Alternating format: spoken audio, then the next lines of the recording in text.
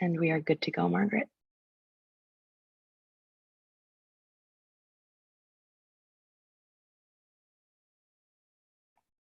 We are ready to go, Margaret. Well, good morning, everyone.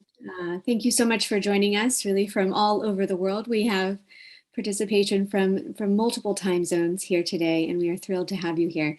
My name is Margaret Myers, and I direct the Asia and Latin America program here at the Inter-American Dialogue. On behalf of the Inter-American Dialogue, our co-host, the Japan Association of Latin America and the Caribbean, JILAC, and our generous sponsors, Sumitomo Corporation, Mitsubishi Corporation, Toyota Tsusho, and PwC Advisory, allow me to extend you all a very warm welcome to this virtual event, which will consider prospects for enhanced Latin American, Caribbean, Japanese, and US cross-regional cooperation in support of regional recovery. We'll use our time today to identify those areas where collaboration is most critical, most feasible, and importantly, and also where interests are most clearly intersecting at present.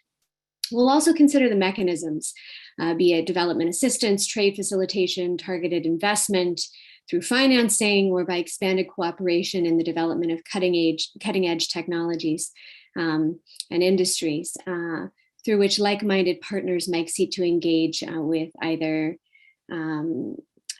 each other or bilaterally in pursuit of sustainable pandemic recovery. Before we get started, I should note that just last week, the Inter-American Dialogue and JILAC were pleased to host a roundtable meeting on this topic, marking the 7th year of collaboration between our two institutions. Participants in last week's meeting made note of several critical areas in which Japan and the US are uniquely positioned to engage with the region at present, all of which I think we can discuss in even greater depth today. There was, in general, a consensus, for example, that the area of digital transformation opens a wide range of trilateral cooperation opportunities or cross-regional cooperation opportunities, not only building physical ITC infrastructure, but also addressing areas such as digital inclusion, human resources development for digital transformation, digital platforms for global value chains, and digital government. The promotion of a green economy was another common theme, as were efforts to address some of the region's most persistent social challenges, growing inequality, for example, and uneven educational access. Others noted the need for support of conservation, right, and value generation in the area of conservation to better promote also regional science and technology capabilities, and indeed the need to strengthen institutional capacity and transparency throughout the region and the hemisphere for that matter, right, to ensure best outcomes in future policy and project development. At the same time, it was noted that external financing, though critical to the region's recovery, will be constrained by deteriorating economic conditions across the region, heavily indebted, unsettled political environments, and multilateral development banks' own limitations at present. Speed, too, was mentioned as an issue as the region looks to address pressing challenges, climate adaptation, connectivity issues, mounting social problems, and so on in a timely manner. Some others wondered whether the US and Japan should work together in tandem or in parallel to advance shared interests and address key challenges. Political will and policy capacity are also among all partners are of course fundamental in terms of pursuing many of these objectives. And all of that said, though, I would say that all felt strongly that much can be achieved through targeted collaboration, and that there are many areas of shared interest and many prospects for creative solutions, whether from public or private sector actors, and indeed with support from US and Japanese policy and platforms. And so we are thrilled to have 5 expert panelists here today to offer their own thoughts on this topic and to help us consider what a maximum productive partnership might look like in the near term. In the interest of time, I won't go into depth into their very impressive and extensive backgrounds, though I'd encourage you to read their longer bios on the Inter-American Dialogue website. But allow me to at least extend a very warm welcome to, first of all, Keiju Inoue, who is the Senior Economic Affairs Officer at the International Trade and Integration Division of the United Nations Economic Commission for Latin America and the Caribbean, ECLAC, or CEPAL. Also to Peter Natiello, who is Acting Assistant Administrator for Latin America and the Caribbean at the U.S. Agency for International Development, USAID. Thank you so much for joining us, Peter. A very warm welcome also to Sachiko Imoto, who is Senior Vice President of the Japan International Cooperation Agency, known as JICA. And of course, to Angelo Guerra, who is Chief Executive Officer of NEC, Brazil. I'd also like to welcome Hiroshi Tomida, who is Director of the Value Creation Office of PwC Advisory, LLC in Tokyo, who is not featured in our event description, but has agreed to join us at the last minute to offer some thoughts on financing prospects, ideally, but also on probably many other areas as concerns this particular topic. So thank you again all for joining us. We are so. And with that, and no further ado, please let me turn the floor to Mr. Keiji Inoue for some initial thoughts. Mr. Inoue, the floor is yours. Thank you, Margaret. Well, good morning and if you could in the unmute. Americas. Can you hear me? Hello? Can you hear me? Yes, we can. Okay, good. Well, good morning in the Americas and good evening in Japan.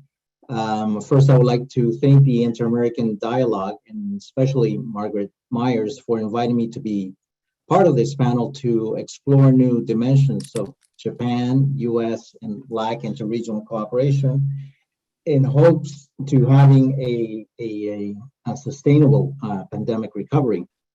I think that this topic is very timely given the present situation that the region is experiencing. So what I'm going to try doing my brief words is first, just quickly look at the impact of the pandemic in the region, and then focus on trade, which is my area of expertise, and looking at some aspects of trade of Latin America and with China as a reference, and then also with Japan, of course.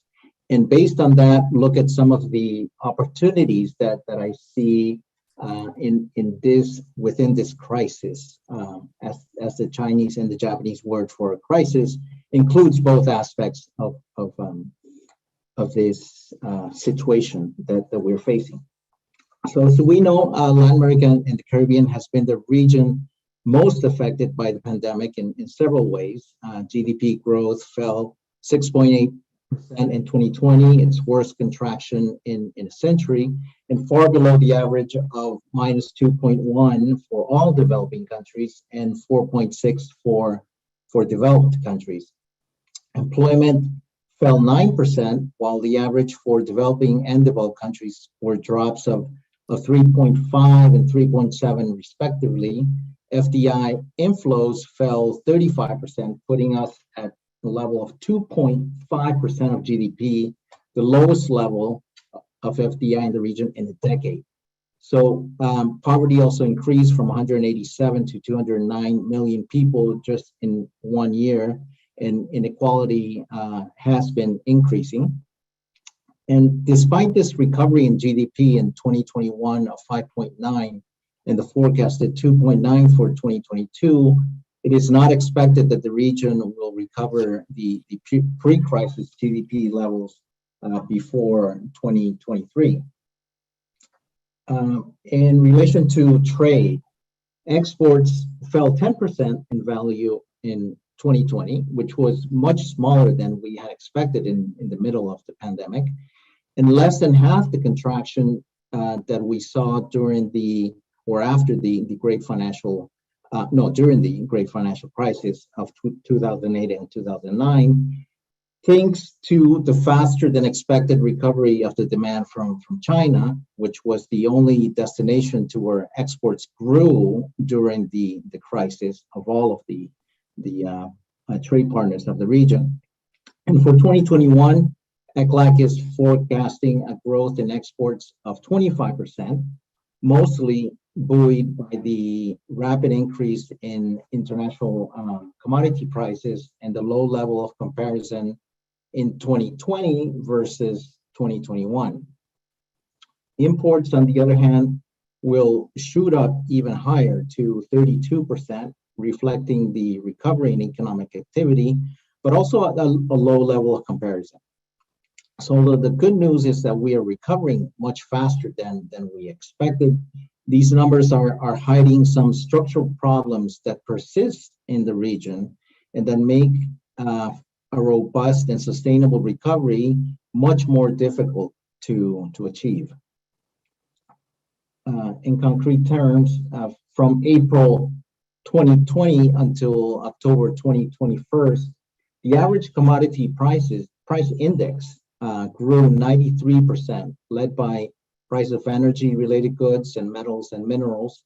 The share of primary products in the export basket, including some processed primary products, actually increased during these past 2 years to a share of 53% for the whole basket, including Mexico, which has a more diversified export basket. And only 3 of the top 10 export products of the region are manufactured goods.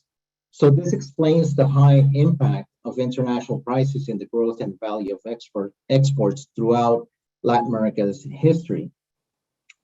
For example, during the super cycle of the commodity prices, this share reached 60%. And if we look at the structure of the imports this year, we can see that the share of capital goods, which are most closely related to productive investment, has been gradually losing ground during the last decade. Thus, the region's exports, as we see, are highly dependent on the fluctuations of the international commodity prices and continue to be mostly unprocessed raw materials.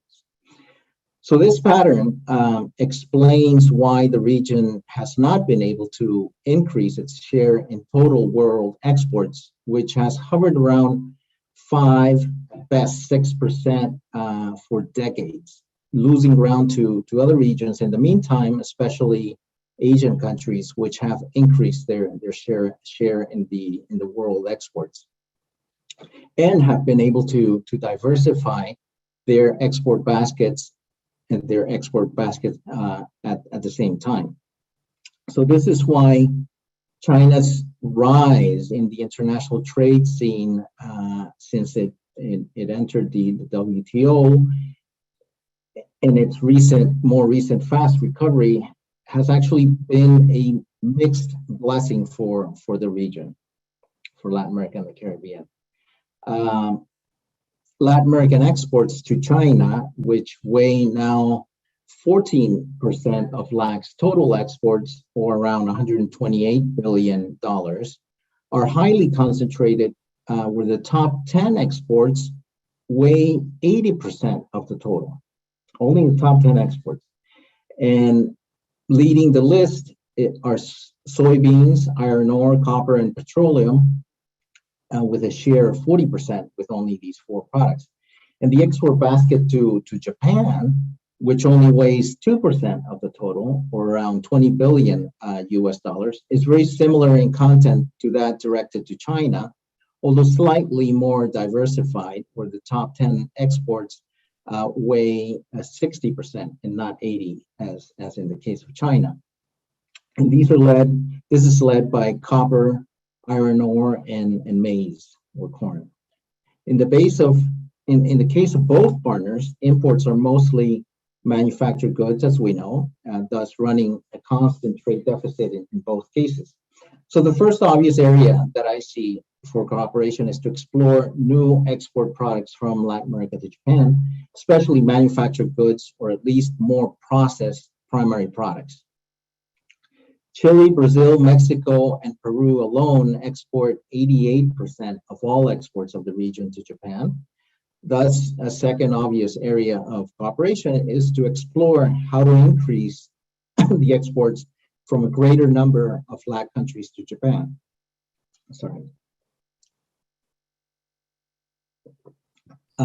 In terms of FDI, total FDI flows from Japan to the region during the year before the pandemic only amounted to around 2.5% of total inflows that the region received in 2019, or 4 out of 160 billion US dollars that the region received. These are usually concentrated FDI in Brazil, Mexico, Chile, and Colombia. And I looked at some of the data from the Japanese companies, and we see that the largest mergers and acquisitions that we have seen in the past decade have been in iron and steel, beverages, coal, mining, and electric utilities. And then, so I see here that there is a third area of cooperation where we have to increase and diversify the FDI portfolio in both target sectors and countries, similar to the situation of international trade, as we saw in the case of international trade. But one very positive aspect of the recovery in trade in 2020 was the tremendous growth of exports to the region itself, which grew 33%. And 70%, or the great majority of the interregional exports, are manufactured goods, which indicates that trade within the region itself has the potential to help diversify LAC's export basket and increase the participation of small and medium-sized exporters who actually prefer the region as their destination of their exports.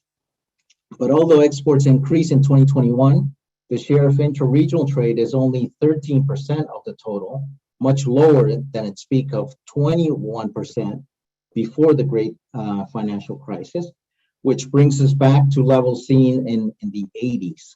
So this level is also much lower than the levels seen in Europe, of course, of 68% of interregional trade, and in Asia, which is around 60%. So I see that strengthening the intra-regional trade would not only help diversify trade, but will also promote a more inclusive and sustainable trade and development, especially with a focus on the SMEs. So in this particular conjuncture, we see potential for more regional integration in one strategic area, which is the pharmaceutical and equipment industries, where some countries have actually demonstrated comparative advantage during the pandemic. And further developing this productive capacity in these products would also build resilience against another pandemic or worsening of the present. The pandemic also saw a surge in e-commerce in the region, and I'm glad that this was discussed in the previous event. And according to some sources, the LAC region has led growth in this sector at the global level. Some say that it is top region in terms of the surge in e-commerce. However, if we look at the data, we see that most of this e-commerce is domestic, and cross-border e-commerce is still very incipient, although also growing at a fast pace. So it would be ideal if the region could take advantage of this inertia and develop its digital infrastructure and platforms to develop cross-border e-commerce. SMEs are also important actors in e-commerce, but require support and cooperation to be able to export. So trade in services, in contrast to trade in goods, has not been able to recover from the impact of the pandemic. Of course, this sector is still being dragged by the fall in tourism, although we see that transportation has begun to grow recently. So trade and services based in ICTs, or what we call the modern services, seem to have been the exception in this pandemic and did not fall actually, and could be yet another potential area for cooperation. So summing up, areas for either bilateral or trilateral cooperation are: 1, diversification of export goods and countries; 2, increase and diversify the FDI portfolio in terms of recipient sectors and countries; 3, support intra-regional trade through FDI in strategic sectors such as the pharmaceutical and medical equipment sectors; And four, invest or provide technical assistance in ICT-based services or e-commerce, but especially at the intra-regional level. Thank you. Thank you so much. That was fantastic, and for the lay of the land in the region, and also for the terrific recommendations, which I imagine we'll hear more about from some of the other panelists. Let's turn now to Acting Assistant Administrator Natielo. Thank you so much for being with us. Thank you, Margaret, and thanks so much to the dialogue for having us here today. I just want to say good morning, good afternoon, and good evening to all those that are joining us today. I want to say hello to the panel members. Thanks so much for being on today as well. It's an important panel. COVID-19 certainly has deeply impacted our way of life, regardless of where we live. It's especially true in Latin America and the Caribbean, although it's home to only 8% of the world's population. The region has seen 20% of all cases worldwide and just over 30% of all global deaths. These are devastating statistics, and we mourn with the families of those impacted both at home and abroad. While the pandemic has reverberated through all sectors of society and jeopardized important development gains made in recent decades, the region is in a much different and I'd say better position today than it was just 6 months ago. United States assistance, along with aid from partner countries, has been pivotal to the progress that's been made in addressing the first and second order impacts of COVID-19. And certainly the United States recognizes that when we work together with other like-minded nations, we can make long-lasting and positive impacts. And speaking of strong partners and like-minded nations, the United States and Japan, as well as our citizens, share a strong bond. For over 6 decades, the US-Japan alliance has been the cornerstone of peace, security, and prosperity around the world. Challenges such as climate change, the strengthening of free and open economies, bolstering democratic systems, and combating corruption require continued international cooperation with our partners and allies, and certainly with Japan. I'd point out that the United States and Japan have been able to help the countries of the region make real progress despite the unprecedented health and economic impacts of the pandemic. Both the US and Japan are important contributors to Gavi COVAX. Our respective contributions have helped the organization provide millions of vaccines to the region, reach a 56% vaccination rate on average across the region. And these have contributed directly to a significant drop in COVID prevalence and deaths in Latin America and the Caribbean over the course of the past 6 months. The challenges are big and they still remain clearly, but I don't want us to lose sight of the progress. I wanted to share those numbers. Our shared efforts are making an enormous difference in the region, improving health, saving lives, and returning hope. Our strong partnership is particularly evident in Central America, where we're grateful to the Japanese government for its commitment to enhancing development cooperation with the region and with the United States. Deeper cooperation in Central America was a key theme of President Biden and former Prime Minister Suga's bilateral summit in April 2021, and we're pleased that that continues to be a priority area for Prime Minister Kishida as well. For our part, the United States is focused on addressing the root causes of migration in Central America. It's one key priority for us in the Latin America and Caribbean region.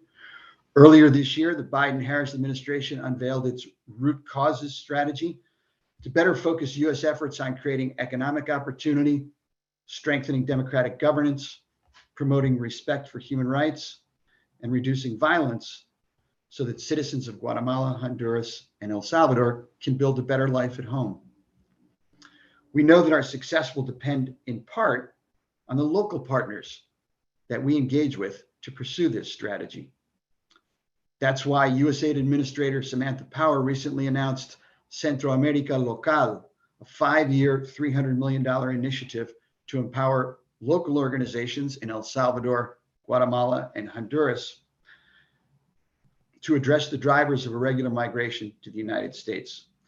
Centroamérica Local will deliver on USAID's goal to foster greater engagement with local organizations and communities to advance democratic stability and economic opportunity in the region.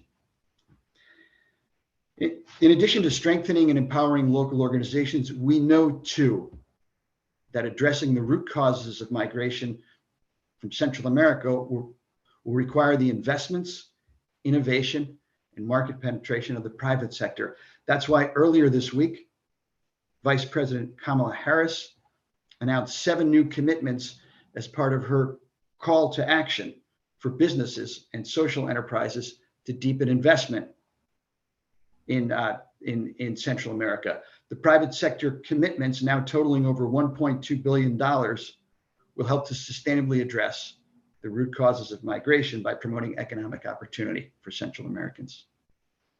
As we advance aid localization and private sector investment, we also aim to internationalize efforts.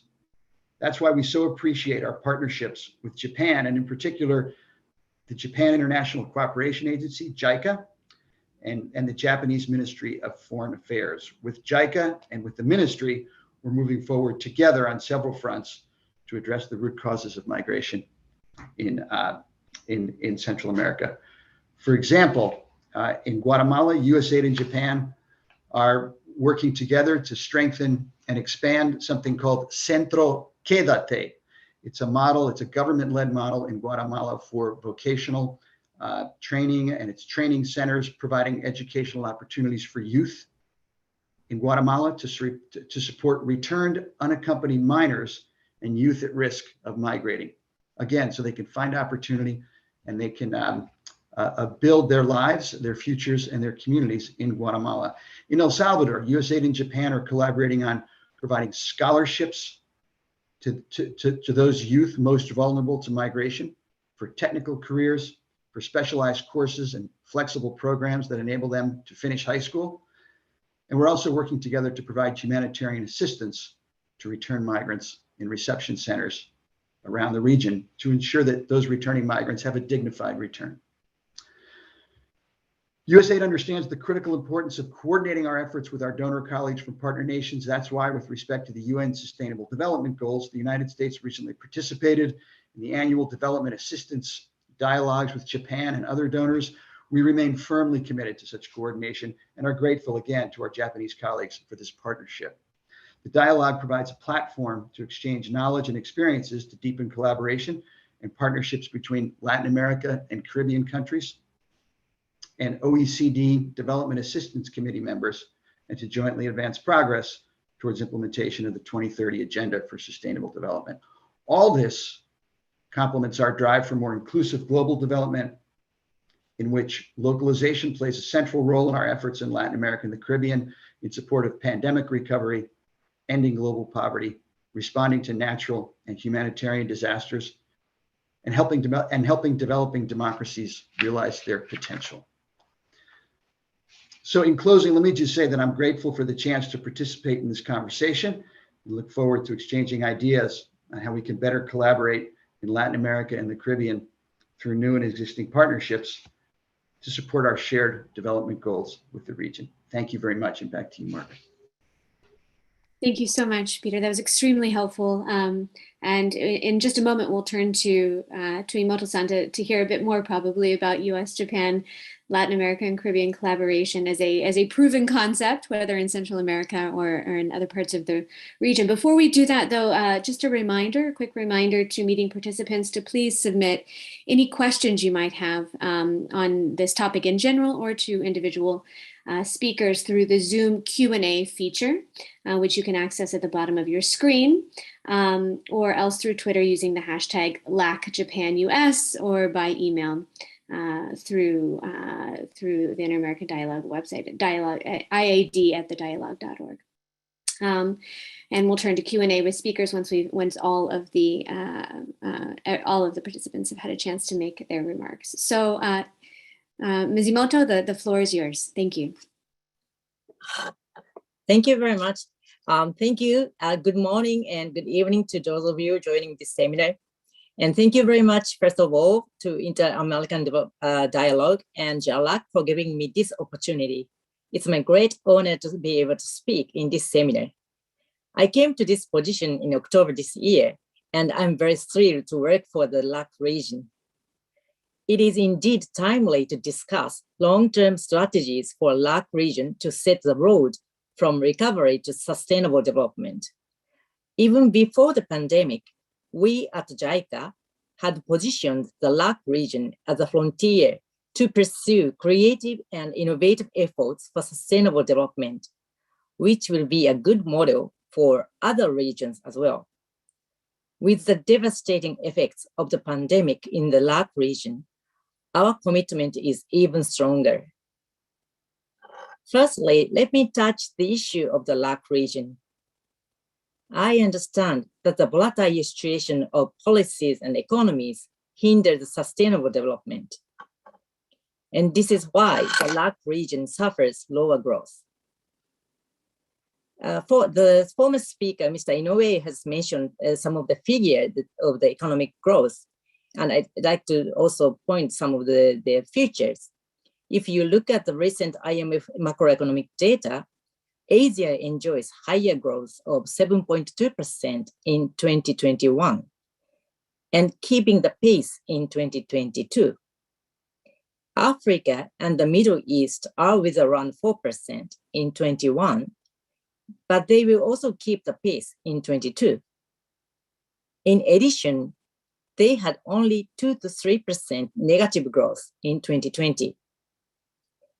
LAC region enjoys 6.2% growth in 2021, but had 7% negative growth in 2020. In 2022, the growth will slow down to 3%. And in fact, COVID-19 has had a great negative impact on the society. With regard to the number of cases, LAC occupies 80% of the world cases. And COVID-19 deaths, LAC occupies 30%. And during this period, we have seen difficulties of medical access for the vulnerable, fragility of employment in the informal sector, fiscal restriction, and lack of internet access for distance learning. So all these phenomena have revealed the bottlenecks LAC had been facing and still faces on the road to the sustainable development. In order to overcome such bottlenecks, fairer and more sound societal and economic foundation is necessary. For this purpose, it is necessary to bridge the gap between the rich and the poor and to start structural improvement of the economy and industry. Social instability does not allow sustainable policy implementation. These agendas should be properly positioned in the development policies of the countries. Private sector participation has a key role in sustainable development. The presence of private funds and activities is outstanding in the LAC region. Remittance has reached the same level of private investment flows. In order to bring in digital and new technologies in development, it is indispensable to create a fair and open space where private sector can thrive. Therefore, we recognize that JICA's function is to share the knowledge, to foster human resources, to support government structural and policy reforms, to mobilize private funding, and to lead discussions on international development with partner countries and partner institutions to the direction that all efforts will be aligned to bring the longer-term sustainable development. The global agenda, such as SDGs, climate change, and global health should be forefront in the development policies of the countries.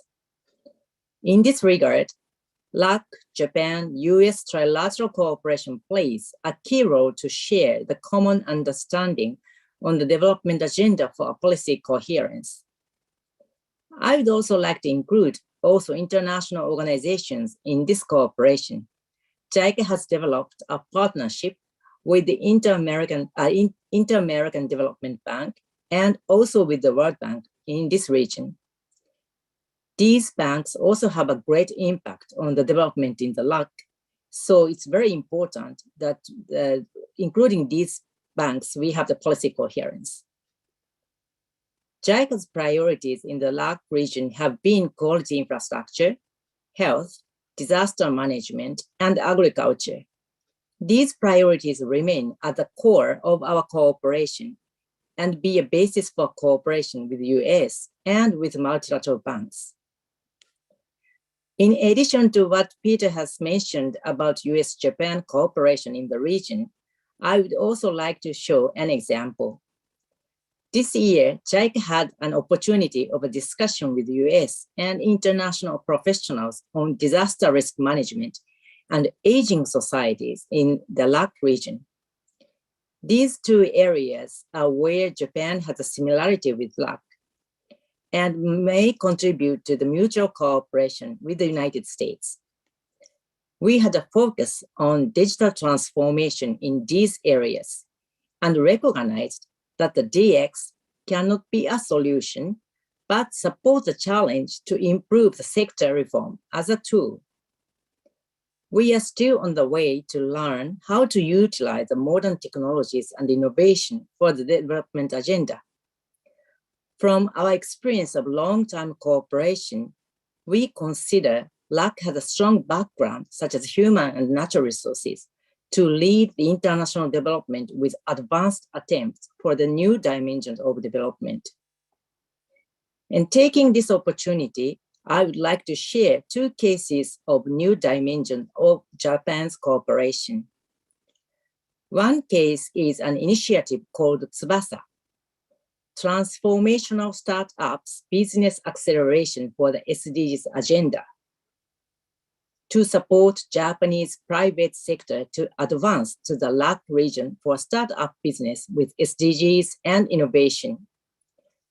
For your information, Tsubasa means wings in Japanese. IDB and JICA collaborate to raise interests of the Japanese private sector and to match the need of local companies in the LAC region. Another case is a study for study for social impact fund. Under this scheme, the government mobilizes the private funds and know-how for public services by giving rewards to the performance of the private actors. We will consider how to support this scheme in the LAC region. Last but not least, I would like to mention the relationship between LAC and Japan. We share common values, strong economic ties, and Nikkei community. Although the size of LAC market should be very attractive, however, the Japanese private sector's interest is not as great as we expect, probably due to language barriers and geographical distance. JICA makes an effort to deepen the relationship and understanding through our program, including various public relation activities and seminars, scholarship programs, and JICA program for Japanese studies called JICA Chair in the LAC universities. Technologies may make up for language barriers and distance in near future, and I strongly believe that JICA's effort to strengthen person-to-person network will be a solid foundation for future cooperation between two regions. Thank you very much for your attention, and I'm looking forward to more discussion. Thank you. Thank you so much, Shimoto-san. That was very, very helpful. And I think the parallels in terms of priorities at the government level, at least between the US and Japan and the region, are indeed quite striking. Let's now turn to a private sector perspective, and that's been referenced on a couple of occasions. So we very much look forward to hearing from our private sector participants. Let me turn the floor to Angelo Guerra. Thank you so much. Thank you. Thank you all. Good morning. Good morning, everyone. Good evening for those on the other side of the planet. Well, first of all, I would like to thank JLAC and AID for organizing this event and for the opportunity to participate and to be representing here the private sector on this important discussion for our Latin America and Caribbean region. Despite of being Brazilian, I've lived for almost 14 years in different countries in our region, and I had the opportunity to interact with professionals, authorities, customers from many different countries, from up to Mexico until down to Chile. My daughter, she's Peruvian. My son, he's Chilean, so a good combination, Peruvian-Chilean, both with the same Brazilian-Japanese third generation wife. So I used to say that I am a great LAC passionate. Talking a little bit about NEC, NEC is a Japanese ICT company, and in its 100 years of history, has nurtured world-class technologies and related capabilities aiming to transform this strength into concrete values of safety, security, fairness, and efficiency to the society. Basically, we use key technologies to solve social problems and create value for society. From telephone to high-performing computers and AI, NEC endeavors to connect digital technologies to human hopes and support the creation of the brighter future world. In terms of Latin America, we have been present for more than 60 years as a pioneer in telecommunication solutions.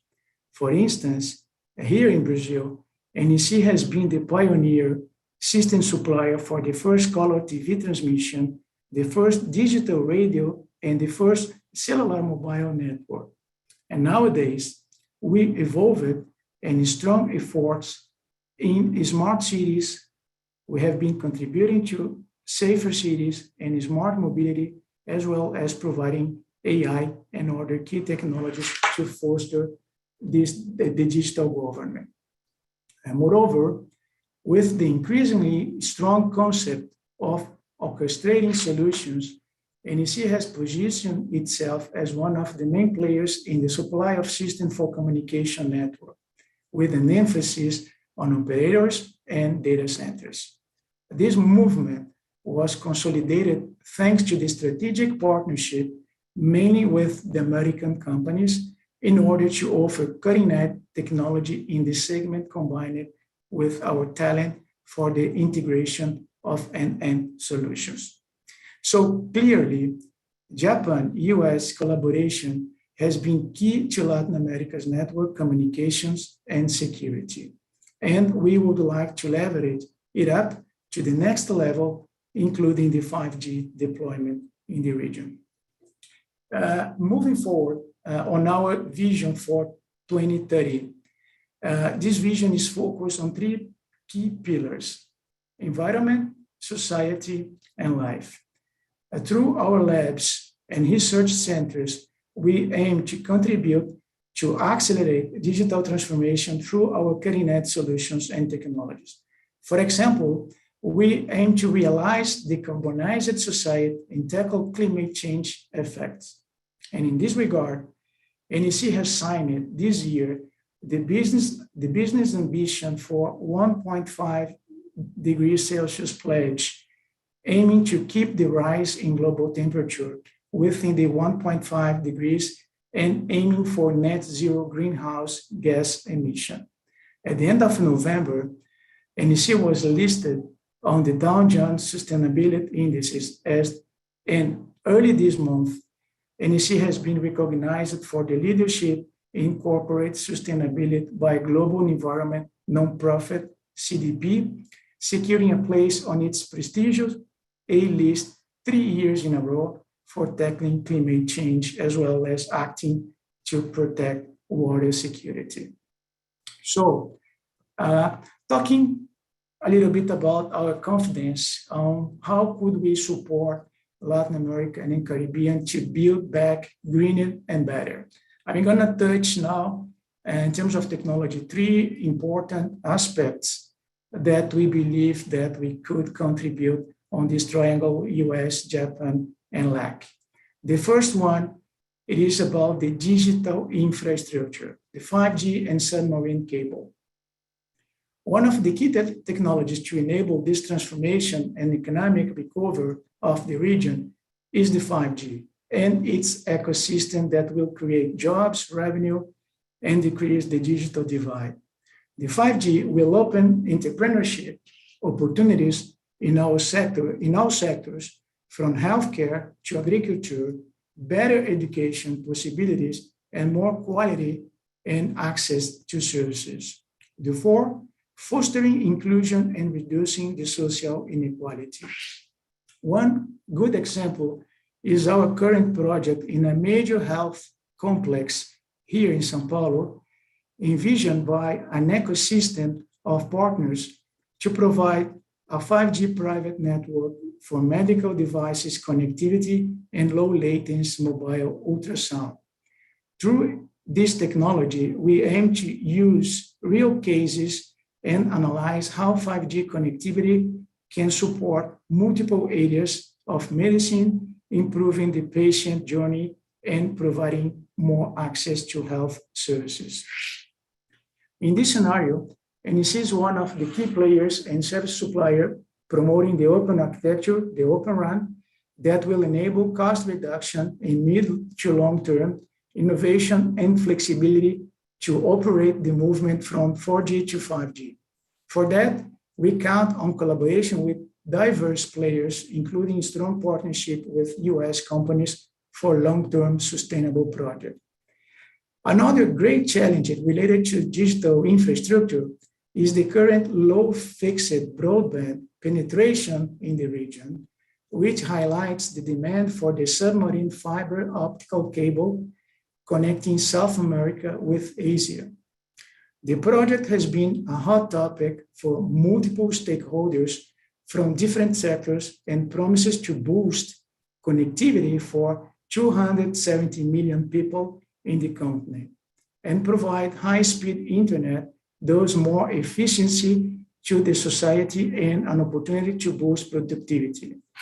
We are very glad that Chile has already chosen the route proposed by Japan for this project, and NEC, as one of the world leader on submarine cable system, is willing to extend this contribution by providing the high quality infrastructure the region needs. As we have done before, in the deployment of the first submarine cable crossing the South Atlantic, connecting Brazil and Angola, and with financial support of the Japanese players. The second one, it is about biometrics, the identity, digital government, and customer experience.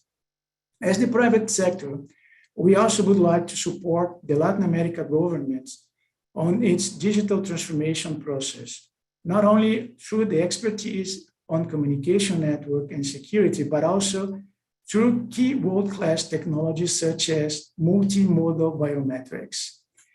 According to IDB, 9% of children from 0 to 4 years of age do not have a birth certificate in Latin America and Caribbean. In Brazil, at least 3 million people doesn't have a birth certificate, preventing their access to basic services. Biometrics can be a game changer to support solving the situation with accuracy and efficiency. Moreover, pandemic has shown the urgent needs of debureaucratization, efficiency, and agility in the public services. NEC would like to contribute to this moment by providing the necessary tools such as biometrics and digital IDs that will enable safe authentication and will guarantee trust and security in the process, directly bridging this value to the final users or citizens. Another key contribution of biometrics for the recovery in the region is regarding its touchless identification functionality that will enable the post-pandemic reopening of airports, critical facilities, enterprises, transportation, healthcare, and commerce in a safer, smoother, and frictionless manner, providing better security and more personalized customer experience for citizens in our region, and enabling related facilities to resume its activities on its economic growth. We have the technology, the know-how, and the vision. Moreover, we are very excited to work with multiple stakeholders to bring this new positive experience to the market. The last one example, it is related to the blockchain-based traceability solution. Once in Latin America, NEC as a Japanese company recognizes the importance of the Amazon region and its biodiversity. In order to support its sustainable development, we have started the collaboration with Amazon 4.0, we call Amazonia 4.0, and multiple partners, including academia, the third sector, and potential financial institutions to empower the local communities to transform conservation and resources into economic value that will provide better lives to people. In this context, we would like to leverage the emerging technologies such as blockchain to create traceability systems that will enable an accessible and affordable platform that ensures transparency, reliability, and trust for premium ethical products from Amazon, opening new possibilities in the global value chains and aggregating further value to forest-originated products. In this sense, with similar experience and know-how, United Nations Development Program has supported 3,000 small farms in India to increase their revenue by making use of NEC traceability solution for spices production as a tool for quality assurance. Those great added value outcome. We would like to contribute to Amazon in the same way. So, in order to conclude, and in order to accelerate this digital transformation process in envisioning it as a pillar for the region economic recovery, we emphasize the importance of collaboration and partnership. We would like to leverage our Japanese cutting-edge technologies, combined with the American dynamism and openness, as well as working with the Latin America partners for local innovation and field knowledge, aiming to realize the sustainable development and growth in the region. Finally, as a Japanese company, we would like to count on Japanese government to financial and technical support in key initiatives, their proactive role fostering collaboration with international agencies, multilateral development banks, and local government for SDGs realization and promoting technologies that support energetic efficiency, compliance, and integrity, as well as the human rights and human rights by design, ensuring the privacy, data protection, and trust in the region. As a wrap up and my conclusion, concrete examples of technology and solutions to be supported by US and Japanese collaboration with the region on the provision of development, assistance, and other mechanisms are, among others, digital infrastructure and digital transformation, such as 5G, submarine cables, and applications such as traceability system that will support the region to address low productivity, generate quality jobs, create innovation, and empower local communities in the Amazon. Thank you. Thank you so much, Angelo, for the overview of your fascinating work and indeed examples of the ways in which US, Japan, Latin America private sector collaboration are already sort of helping to advance key objectives. Very, very helpful. Let's turn now to another perspective from the private sector. Mr. Tomita, the floor is yours. Thank you so much. Thank you, Margaret. Can you hear me? Yes, thanks. Thank you again. Muito obrigado, muchísimas gracias for all the audience today. And this is Hiroshi Tomita, PwC Advisory in Japan, covering the issue of power, energy, and climate change. Today, I would like to talk about the possibility of the business on the new platform that was discussed in Glasgow last month, which is about the most important topic that we are now facing in the world, climate change. This is the honor to talk about this topic in this important event. And one of the global biggest issue is on the table for all the people around the world. But I think this is an important topic to discuss between Latin America, United States, and Japan. Under effort to decarbonize the globe, in my understanding that many of the new aspects were agreed in the COP26, and I'd like to highlight the aspect about the use of the market mechanism to reduce the greenhouse gas emission, so-called the carbon trading. In the experience under the Kyoto Protocol before 2012, we understand the great effort was made between Latin American region and Japan, and to reduce the emission of the greenhouse gas in Latin America.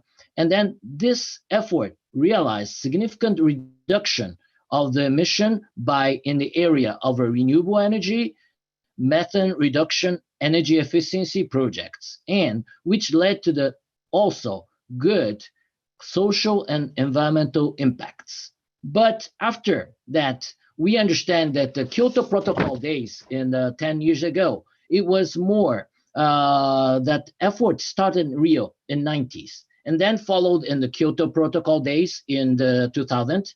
And this mechanism was more concentrated in the centralized system under the United Nations.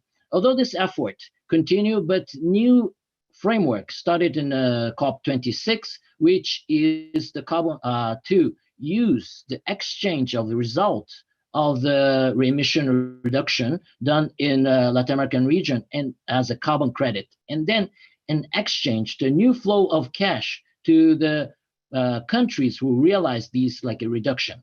So this is not only the centralized system, but the important things about the multilateral cooperation Japan, US, Latin American can realize, and then so-called to create the new great opportunity to open the business for the public sector and the private sector.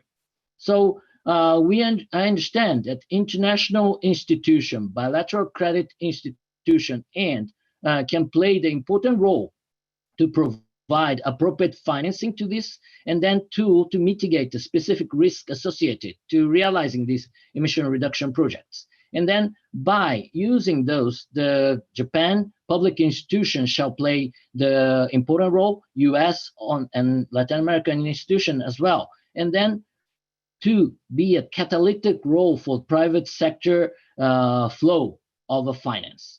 And then in certain countries, in talking about this effort to carbon credit, in certain countries, there's some movement to keep these emission reduction within their borders. But in order to realize greater emission reduction in the global context, it is important to have the international cooperation in the key realize. This is a key to realize the emission reduction in the global context. Although always the distance between Japan, US, and then Latin America is considered to be one hurdle of the cooperation for the new business development. We understand this carbon market is the one targeting the global market, which is one atmosphere that we have shared in the world. And then this could be the new area of the cooperation for the future of a private sector, public sector, and both multiple regions, including the Latin America, US, and Japan. So I would like to put this on the table for us to develop the new opportunity in the world business. Thank you very much. Thank you so much. Certainly, we are in need of creative solutions, especially as concerns financing and other matters. And so this is extremely helpful intervention and very hopefully provoking of some interesting questions and comments in the Q&A. We already have a number of questions that have been submitted. And so if the panelists will allow me, what I'd like to do is to perhaps share 3 of those and then go through the panel and have each of you address those that you feel you are best equipped to respond to. First of all, we have a couple of questions, one from Juan Manuel Haram and from Maria Brizuela de Avila on Chile, and what can be done in terms of, trilateral collaboration in Chile. Juan Manuel asked specifically about investment in green hydrogen and indeed just general participation in that sector. Certainly, there have been interests in that sector by a number of companies, Japan included. Is this an area where we will see more in the way of Japan-US cooperation and in support of sustainable growth in the Latin American region or in Chile specifically? Maria Brizuela de Avila also asks about, prospects for enhanced collaboration, trilateral cooperation with Chile, though not with a particular sector in mind. There are a couple of other questions about, whether we're talking about Central America or other regions, informality being a major obstacle. This was mentioned certainly by Mr. Inoue. And Mireya Peart has asked for more information on how the US and Japan intend to help to address this structural challenge, and whether there are collaborative efforts in mind. This was addressed to some degree, but if you have other examples or more information, that would be certainly helpful. And then another question, which I think is an important one. I mean, there are a lot of prospects and a lot of opportunities for cross-regional collaboration, for international engagement in support of the region's development and in support of the SDGs in the region. But there are also obstacles, economic, political, financial, and otherwise. Takayoshi Tange has a question about US policy in certain countries in the region, Nicaragua, Venezuela, Cuba, and whether there are plans for more extensive engagement with those countries given the development needs there, and if so, and if not, whether this will limit prospects for collaboration with Japan in certain critical ways. And so I'll leave it at that, and we can go, I think, in the order of the speakers would probably be the best way to go about it. So, Mr. Inoue, can I turn to you first? And please feel free to address any of those questions. Sure. Thank you, Margaret. Yeah, very, very interesting and tough questions. Not sure that I can answer them since they're not directly related to my topic, but I'll try to address them from the trade and economic perspective. In terms of Chile and prospects for trilateral cooperation, for example, investment in green hydrogen, I have a comment on that. First, in general, since I'm not an expert in investment in green hydrogen, but when we talk about investment in some of the greener products, or that will eventually become green or be useful for the green economy, as I imagine green hydrogen is, and also, for example, lithium, which is also one of the main export products that are being looked at in Chile, Bolivia, Peru, and in other countries. So first we have to look at, I think, whether the extraction itself is also has low impact on climate change or not. That would be my first concern. And then the second concern after that is, what do we do after we extract these natural resources that are supposed to help us in the green economy? Are we going to just export them, just as we do with copper and iron, iron ore without being processed. How much of that process can be done within countries like Chile and Bolivia, for example? So I think that's one important consideration when we look at trilateral or bilateral cooperation or investment relations. And that's our concern, because we keep day in and day out, I look at the trade data, and the structure, as I presented, does not change. So even if we have now newer products that are supposed to be greener, but how much of the process can be done in the region? And I think that's what will make the difference in the development of the region, and that's what will really impact positively in a sustainable development in the region. In terms of the high informality levels here in the region, that's very, very true, and I think that's an area that we have to look at, especially by supporting the SMEs. And in my area, for example, it has been shown that exporting companies are usually paid better, or the salary levels are a bit higher, and the quality of work, however you can measure that, is usually higher. And of course, it is easier to formalize the employment in these companies, in these exporting companies. So, and from our point of view, I think the support of the SMEs is key, because some of the SMEs have a lot of informal workers working for them. I think the third question was about SDGs and how they have opportunities and challenges.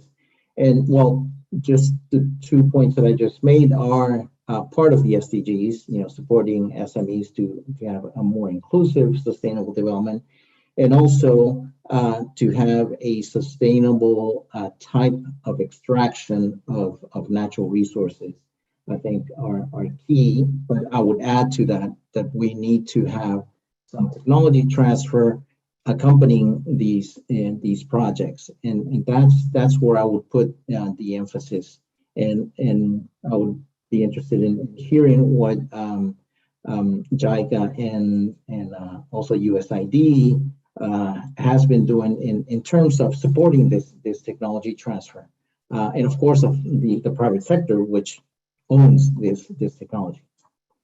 Thank you. Terrific. Thank you so much. That sets us up well for our next response from Peter Natiola. I'd be very interested in thoughts on USAID's efforts, which are extensive to address informality in the region, but also to ensure a degree of technology transfer and indeed innovation development across the region. Peter? Yeah, thanks so much. So excellent question on informality, and I really appreciate the fact that the questioner pointed out just the preponderance of the informal sector in certainly Central America's economy, but also around the region. USAID has always started from a point of really meet the economic actors where they are, right? So we absolutely focus the lion's share of our efforts on the informal sector. We've done that for many, many years. Our approaches really have been to provide technical assistance to small and medium-sized enterprises, micro enterprises as well. Many of those are informal. And then to connect those kinds of enterprises to sources of financing. So the work that USAID has done in Central America and really around the region, around the entire Latin American and Caribbean region for many, many years, has focused on just building a set of financial services that are aimed at precisely these kinds of enterprises. So the microfinance sector in Latin America, as an example, is just one example of how USAID has been able to bring some funding some technical assistance and some support to help build sustainable commercial banks that loan money in the informal sector and the formal sector, certainly, to help grow small businesses around Latin America and the Caribbean. Those, of course, are great generators of employment, right? And so we see it as an area where we've been for many years. We need to remain there. And particularly at this time in the wake of COVID, those organizations need support. I was just in Colombia in October, and I visited with a group of very small micro entrepreneurs that are taking loans from an organization called Banca Mia. Banca Mia is lending their own money, their own capital to these small enterprises. Why? Because they see profitable opportunities for the bank, right? USAID then funds technical assistance to those small and micro enterprises so they can diversify their product lines. They can reach different markets. These are really domestic markets, right, in those countries. But the folks that I spoke to that were receiving that combination of technical assistance and microloans were expanding their businesses, expanding their employment, and coming out of COVID in a robust way. It was really hopeful to see. But again, that's the result of many, many years of USAID's work and other organizations' work, right, in the region, frankly, over decades. The informal economy is critical. We need to continue to be there to support it. But that doesn't mean that we lose sight of the formal economy, right? And so that's why, earlier this week, as I said before in my remarks, Vice President Harris launched the call to action, right? So just an example from the call to action, I'm talking to you from Washington, D.C. If folks on this call have been to Washington, you've probably passed by a Pete's Coffee, right? So JRE Pete's Coffee Company, under the Vice President's call to action, has committed to increasing its financial support for smallholder farmers, coffee farmers in Central America, to improve their qualities, to increase their yields. Why? So that Pete's Coffee has a good source of quality coffee coming from the region. That's great for Pete's Coffee. It's great for Pete's Coffee consumers. And it's great for smallholder farmers in Central America, right? Because they want to reach better paying markets. They want to engage in better paying global supply chains. And it's not USAID that can do that, right? It's the private sector that can do that best. So when Pete's Coffee answers the Vice President's call to invest in and support these kinds of initiatives, USAID sees that as just really a terrific contribution to economic opportunity in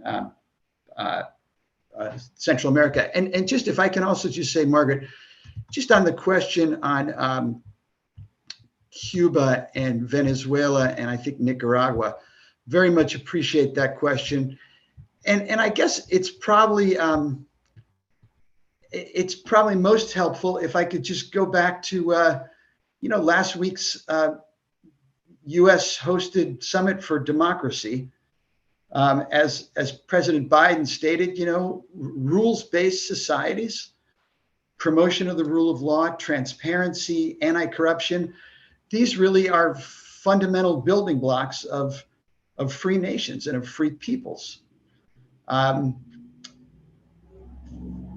nations that bet on those things do better. And the shared values, of course, and those things also represent important shared values between the United States and Japan. And that's why we work together on precisely advancing those kinds of values and advancing those kinds of efforts. So, just from USAID, we really believe that we must do our utmost to ensure that citizens around the region have voice, they have agency in decision making, they can hold their governments accountable, they can demand transparency. We think that's important for development. We think it's central to development. It's central to sustainable development. It's central to human well-being.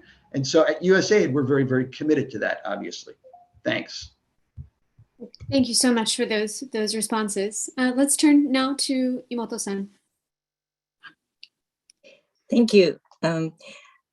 In regard with the green hydrogen in Chile, I mean, this is the area that private sector should be leading to transform the structure and the system. Actually, JICA is about to start a human resource development project with the Chile government in this area. We understand that the Chile has established the national strategy to introduce green hydrogen, to promote green hydrogen. So we are about to start the training programs to build the human resource capacity in Chile. So although these are the areas that the private sector should lead, we in the public sector can support their endeavor to expand in this area. So this is one example that how the public and private sectors can cooperate together. And also about the question about informal sector, that is, yes, everybody agrees that is a very, very important question in the whole region, not only Central America, but Latin America. And JICA has been historically, we have been supporting these informal people with technical cooperation, especially women entrepreneurs and so on. We did a lot of capacity development of these people in small and medium scale business. But we also are now focusing or emphasizing the role of startups. So how to promote entrepreneurship from the local and connect these startups with outside people. So that kind of program JICA is interested in to support. So maybe in the future, we might be able to see some of the concrete programs in the region. And the third area we are also looking at is financial inclusion. So these small and medium business can have access to financial sector so that they can expand their business. And in other regions, JICA has been supporting a lot of local banks and also with our sovereign loans to promote financial access to such a small or micro scale entrepreneurs. So in Latin America, we are also considering that we will be able to support that kind of financial inclusion so that we can enhance financial ability of informal sector so that they can transform themselves into formal sector with the expansion of their own business. So I think that is one of the areas that we should be really looking at, and we would see a lot of possibilities to expand. Thank you. Terrific. Thank you so much for that.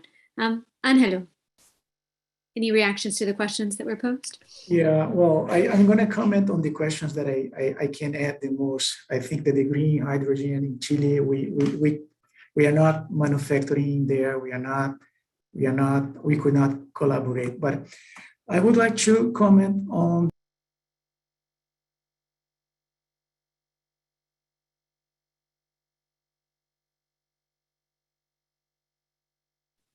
I believe that you are muted, potentially. If you could. Thank you. Sorry for that. Yeah, I was muted.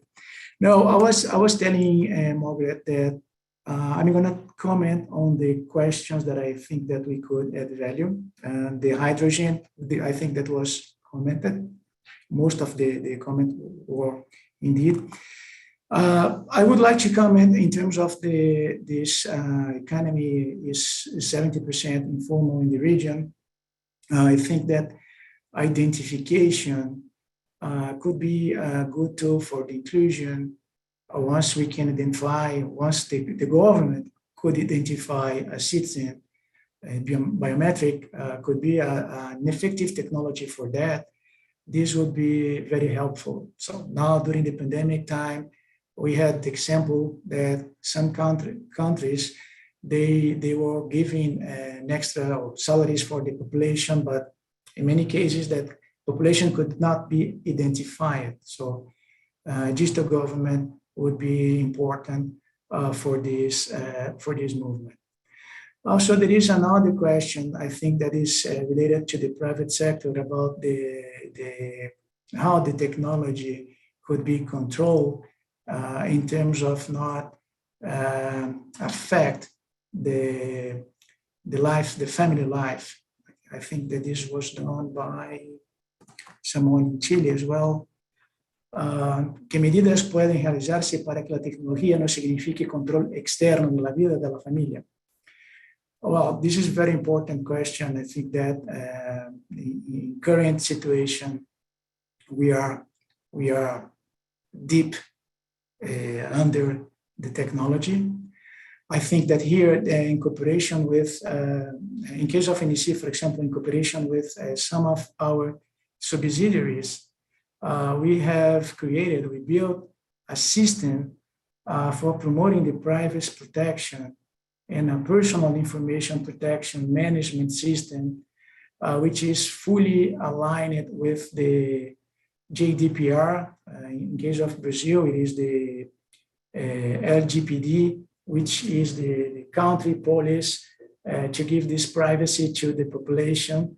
So this is really important that all kind of technology, mainly the artificial intelligence, should be following this kind of standards of data protection.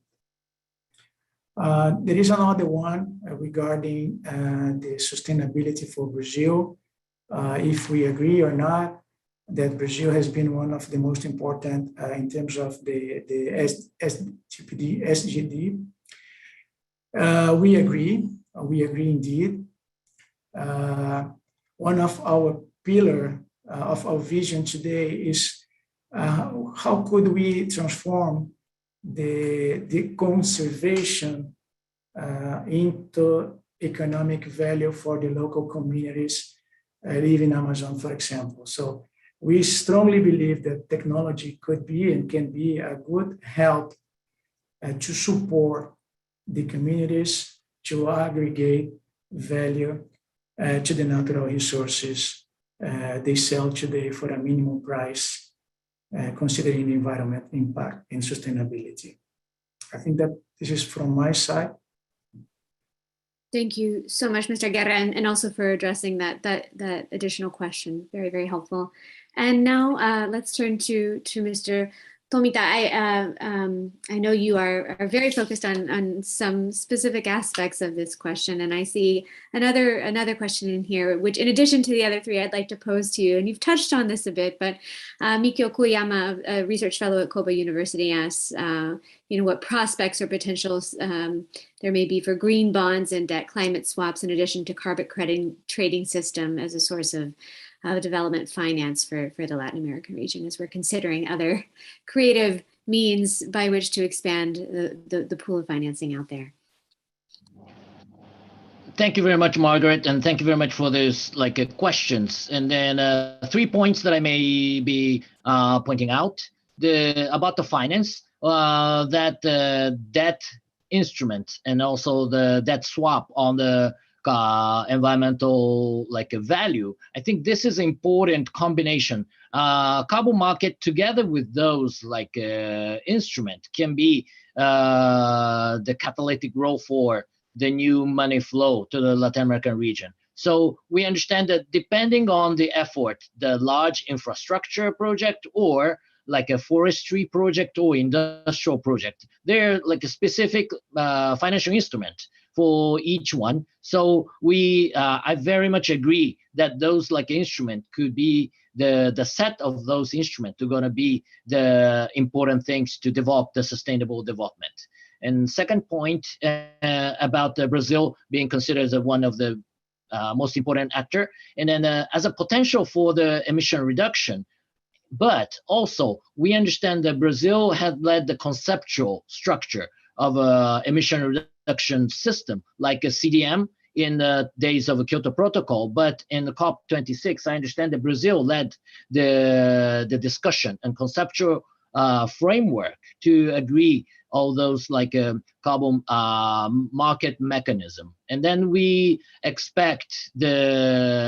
hope that Brazil could continue leading this discussion. And also, as I mentioned, to include that more international cooperation into this concept. And then lastly, on the green hydrogen, together with a technical aspect, I think that was touched on, but 50 years ago in Japan, we started to import the gas, LNG, liquefied natural gas. And then not only in the technical aspect, but conceptual, contractual system on the pricing was agreed. And then Japan has been the biggest actor on the importing the gas. And then for the green hydrogen as well, I think we need, in addition to the technical aspect, more on the how to make the business on the green hydrogen together with importing the, especially now initiative from Chile that wanted to export to the Pacific countries. Those are the things that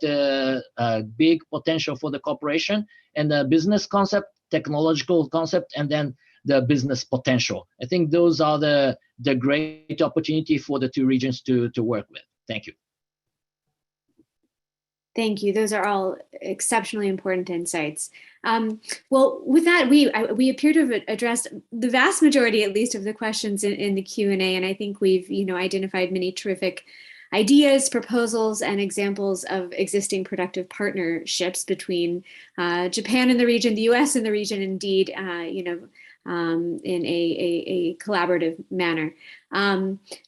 We aim at the Inter-American Dialogue, and I know JILAC as well will plan to produce a report highlighting key takeaways from this event and also from the private one, thinking through not only prospects for collaboration, but also mechanisms for implementation, which are really quite critical.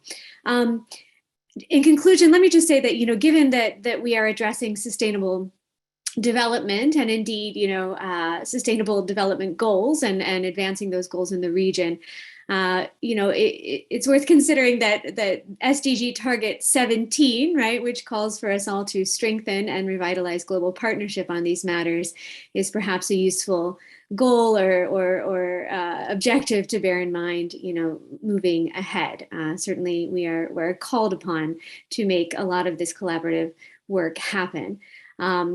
Certainly, Japan's juntos policy, right, toward Latin America, which originated in 2014 and has been upgraded over the years, really embodies collaboration and connectivity in various forms and has, done much to advance Japanese engagement with the region over the years. So too do new Biden administration initiatives, such as Build Back Better World, which will require a degree of international partnership and indeed the leveraging of collective resources. And so with that, we very much look forward to continuing this discussion and to supporting future endeavors, including, again, by considering new opportunities and pathways for implementation. And so allow me to thank the wonderful speakers that we've had on this panel for their tremendous interventions, and also the audience for the questions and for being with us today. Thank you all so very much.